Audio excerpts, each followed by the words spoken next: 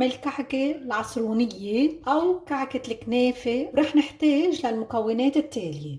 أول شي عندي 3 كوب ونص من الطحين. هلا رح أضيف عليهم 3 معالق كبيرة من السكر. رح أضيف عليهم الخميرة الفورية 7 جرام. خلط كل المكونات الجافة مع بعضها. هلا رح أضيف، أنا عندي هون كريمة فيكن تستبدلوها بالحليب. 4 معالق، معلقتين كبار من الكريمة، بس إذا بتحطوا حليب حطوا 4 معالق كبيرة من الحليب، لأنه الكريمة بتكون مكثفة أكتر مثل ما شايفين، كثيفة. بالمرحلة الأخيرة رح نضيف المي. هلا كتير سألوني قد ايه حطيتي كمية مي. ما في عير، على حسب الطحين بيحتاج قد ايه بيحتاج المي. هلا أنا عيرت كباية لحتى أقلكم بالضبط قد ايه احتاج عندي الطحين. رح حط بالوسط تقريبا، ححط كل الكباية، كباية مي. هلا حطيت في عندي طحين، حضيف بعد نص كباية مي، نص كوب من الماء بنضيف عليهم وبنعجنهم منيح. هلا بس تلاقوا العجينة بهالشكل بطل تلزق بايدكم. هلا حنضيف، بس هلا بنحط رشة زيت عليها من فوق ومن تحت. ايدي نقطة زيت صغيرة، سطح هيك ما بيعود ينشف السطح. من الأسفل كمان نقطة صغيرة مشان ما تلزق بالجلط.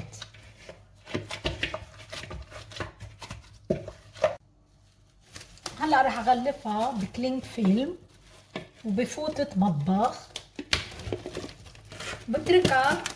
وبترك العجينة ترتاح لمدة ساعة من الوقت لحتى ترفق مظبوط. هلا بعد ساعة من الوقت شوفوا كيف صارت العجينة، رفخت بهالشكل. هلا لمد العجينة رح احتاج اكيد لطحين. شوفوا كيف طرية. لحط هون زبدة، هرش شوية طحين من الاسفل ومن الاعلى.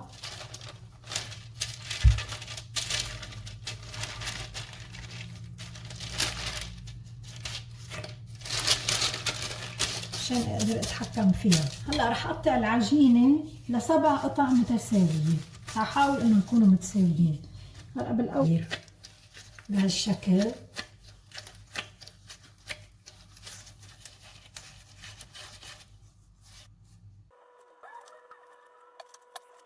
هلا بالنسبة للسمسم رح احتاج كوب من السمسم. هلا كمان رح احتاج تحطوا ملعقة صغيرة من العسل مع كباية مي مع كوب من المي. هيدا مشان يعلق السمسم على الكعك، ما بيعود يهرهر كتير عندكم بعد الخبز. هلا بتحركه لحتى يدوب العسل بالمي. هيدا بيعمل مادة لاصقة للسمسم. هلا في منهم هن بحطوا دايركتلي على السمسم مي، في منهم بحطوا على السمسم مي مباشرة.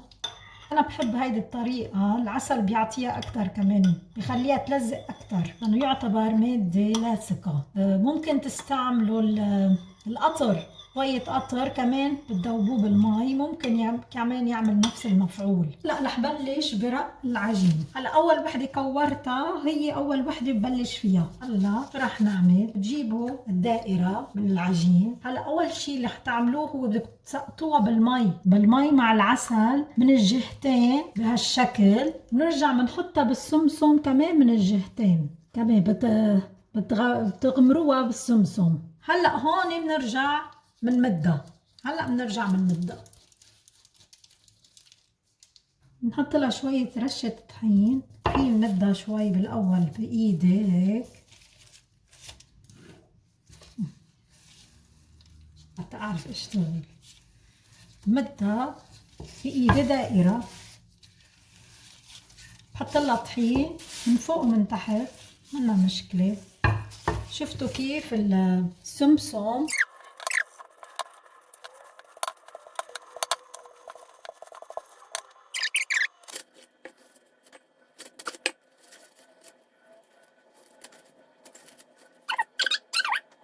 هلا بهالمرحلة مثل ما شايفين حطيتهم أنا بالصينية. بهالمرحلة بدنا نغطيهم بفوطة مطبخ وخليهم يرتاحوا كمان نرجع ساعة. شفتوا هلا كيف رفخ الكعك؟ هلا بتحمل الفرن على درجة حرارة 250 درجة مئوية أو أعلى درجة عندكم بالفرن. لازم يكون حامي مزبوط فرنكم، وبتحطوهم بالفرن لحتى بدهم تقريبا، هلا حعير الوقت انا لحتى عم بيصيروا لونهم ذهبي. هلا مثل ما شايفين هلا طلعت اول صينية من الفرن بهالشكل. بتحطوها على فوطة مطبخ وبتغطوها بفوطة المطبخ لحتى ترتاح. وهيك مثل ما شايفين انتهيت من خبز الكعك. هلا رح افتح وحدة وتشوفوا جواتها كيف.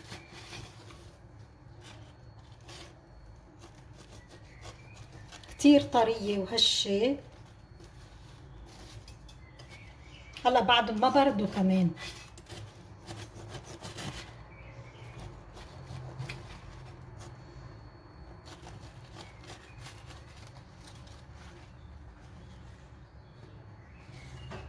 شفتوا كيف منظرها كتير حلو من جوا.